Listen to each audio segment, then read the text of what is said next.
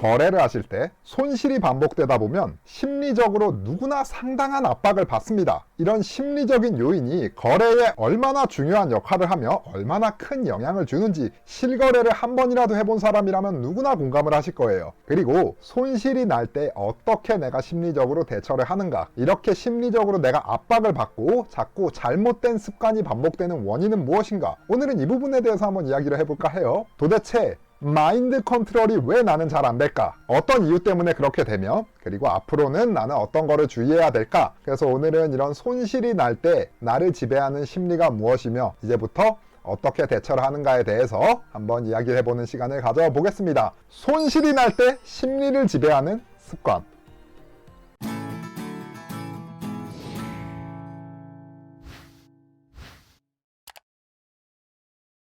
자, 우리가 일반적으로 거래를 할 때 손실이 나는 경우는 뭐밖에 없어요? 나의 진입 방향과 반대로 움직였을 때밖에 없습니다. 이게 아니면은 나는 그냥 본전을 치고 있거나 아니면 이익이 나고 있겠죠. 그래서 손실이 아닌 경우에 대해서는 오늘은 이야기를 할 필요가 없을 것 같고, 가장 흔한 경우가 어떤 경우예요? 방향이 하락을 합니다. 나름의 지지선에 닿았을 거고, 그 다음에 나는 다시 상승으로 올라갈 거라고 예상을 하고 이 타이밍에서 바이를 잡는 거예요. 그런데 방향은 나의 방향과 다르게 다시 떨어집니다. 그리고 나는 여기 어딘가에서 이제 손절 타이밍을 잡아서 손절을 하게 되든지, 아니면 방향이 계속 아래로 더 내려가서 나는 더 기다리고 있다가 나의 잔고가 스탑 아웃, 강제 청산을 당할 때까지 버티고 있다가 잔고가 그냥 다 없어져 버리든지, 이런 식으로 손실이 나요. 그러면 우리가 이렇게 손절을 했든 아니면 기다리고 버티고 있었다가 그게 잘못된 결정이 돼서 내가 강제 청산을 당했든 이런 식으로 손실이 났을 때 이 부분에 대해 조금 자세하게 이야기를 해보면, 일단 내가 이 정도에서 손절을 했다라고 생각을 해볼게요. 손절을 해서 손실이 기록이 됐습니다. 나의 잔고는. 그러면 손절을 한 다음에는 결과가 뭐밖에 없어요? 두 가지밖에 없어요. 결과는 내가 여기서 손절을 했는데 그 다음에 방향이 다시 회복이 돼서 올라가서 내가 손절을 그냥 안 했어도 됐는데, 그냥 기다렸으면 회복이 됐는데 괜히 손절했구나, 이런 식으로 심리적으로 그냥 괜히 내가 긁어부스럼 만들었구나, 안 해도 될 걸 그냥 해서 괜히 손절해가지고 손실을 만들었구나, 이런 상황이 하나가 있을 수가 있고요. 그게 아니면은 더 떨어집니다. 방향은. 그래서 나는 제대로 여기서 손절을 했기 때문에 그 다음에 나왔던 손실을 방지할 수 있었던 기가 막힌 신의 한 수가 됐든지, 여기서의 손절이 이런 식으로 두 가지밖에 없어요. 결과는 손절한 다음에는 그거를 평가하는 데 있어서는 괜히 했든지 아니면은 더 큰 손실을 방지하기 위한 신의 한 수가 됐든지, 이렇게 두 가지입니다. 그런데 말이죠, 사람들의 심리라는 거는 어떻게 작용을 하냐면, 첫 번째 케이스부터 제가 한번 말씀을 드려볼게요. 방향이 기다렸으면은 원래 나의 방향대로 가서 나는 이익을 받겠죠. 근데 괜히 이 자리에서 손절을 하는 바람에 나한테는 어떻게 됐어요? 요만큼의 손실이 발생을 했겠죠. 그러면 사람의 심리가 무언가 내가 되게 거래를 잘못했고 판단을 잘못했고 실패했다라는 느낌이 들겠죠. 안 해도 됐는데 손절을 기다렸으면 내 방향을 찾아왔는데, 그래서 이거에 대한 기억이 내 머릿속에 자리를 하는 거예요. 이 부분에 대한 손실의 기억이 내 가슴 속에 사무치게 박힙니다.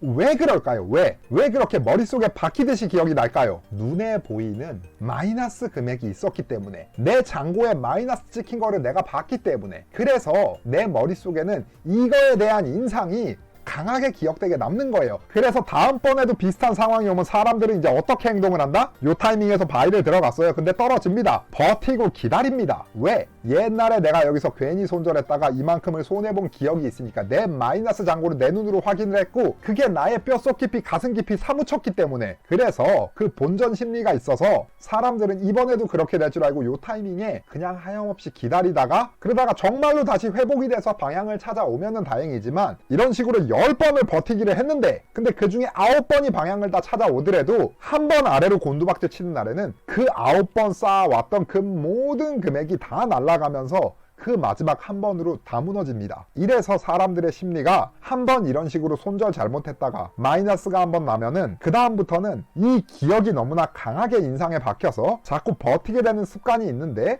거래는 그때그때마다의 시장의 뉴스와 차트의 기술 분석이 함께하는 거지, 그냥 나의 경험과 판단과 감과 기분으로 하는 게 아니라는 거, 이 부분을 일단은 우리는 한 번쯤은 되새겨보면서 기억을 했으면 좋겠고, 자, 다음에 마찬가지로 내가 이 자리에서 손절을 했어요. 자, 근데 아까하고는 반대로 이제는 상황이 더 곤두박질 칩니다. 자, 그래서 말씀드린 대로 내가 이 자리에서 잡은 손절이 신의 한 수가 되었어요. 그러면 나한테는 어떤 결과가 나와요? 더 아래로 떨어지는 이 구간만큼의 손실을 나는 방지할 수 있었죠. 참 바람직한 손절이 되었던 게 결과이지만, 그래도 사람들은 기억을 잘 못합니다. 왜 그럴까요? 왜? 손절을 잡아서 더 큰 손실을 방지할 수 있었던 이 부분에 대한 기억은 눈에 안 보이는 금액이거든요. 그래서 잘 기억에 남지 않습니다. 왜? 사람들은 누구나 현재를 보고 미래를 보기 때문에 심리적으로 사람이란 내가 처한 상황에서 본능적으로 현재에 집중하고 앞으로의 미래를 집중하기 때문에 내가 여기서 손절을 잡았지만 그러면 나는 또 여기서 buy를 들어갈까 sell을 들어갈까 이거를 고민하기 시작하거든요. 그동안에 내가 세이브한 이 돈은 눈에 보이지 않기 때문에 잘 떠오르지가 않아요. 그래서 내가 이게 참 잘한 거구나, 내가 이게 참 신의 한 수로 거래를 잘했구나 라는 기분보다는 아까 우리가 손절 잘못 잡아가지고는 손실 난 거 있죠. 그거에 대한 패배감이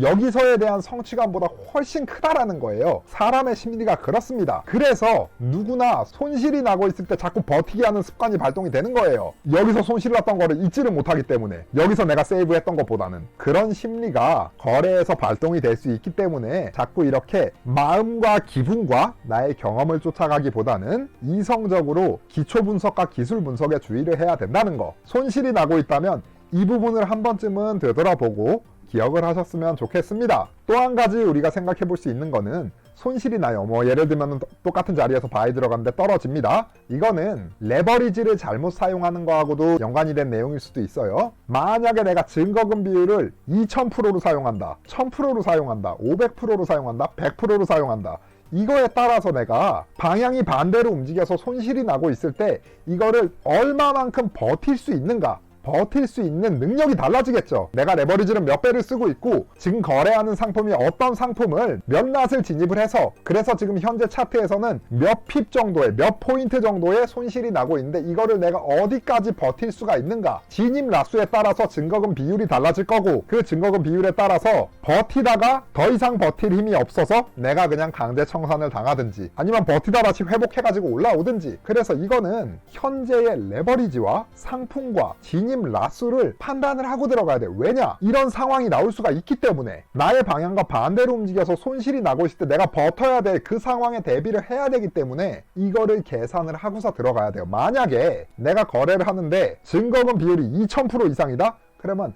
여기까지 반대로 내려와도 그래도 버틸 수 있겠죠. 만약에 1000%다? 그 위에서 잘리겠죠. 500%다? 더 위에서 잘리겠죠. 100%다? 조금만 반대로 움직여도 청산당하겠죠. 이런 식입니다. 그래서 항상 우리가 거래할 때 손실이 난다는 거는 애시당초 내가 방향을 잘못 본 것도 있지만, 첫 번째로, 하지만 두 번째는 나의 거래의 진입 라수 자체에 문제가 있진 않았는지, 내가 증거금 비율을 너무 위험하게 운용하진 않았는지, 이런 부분을 거래할 때 한 번쯤은 생각을 해 보시면서 앞으로는 거래를 조금 더 보수적이고 안정적으로 운영할 수 있기를 바라봅니다. 그래서 오늘은 손실이 날 때 사람을 어떤 심리가 지배를 하는가, 나도 이런 심리에 빠져들어 있지는 않았는가, 이 영상을 통해서 그런 시간을 한번 가져보는 그런 계기가 되기를 바라보고요. 도움되셨다면 구독해주시는 거 잊지 마시고 좋아요 한 번씩 눌러주시는 매너, 궁금하신 부분은 댓글로 남겨주시면 열심히 답변을 드리겠습니다. 오늘은 여기까지.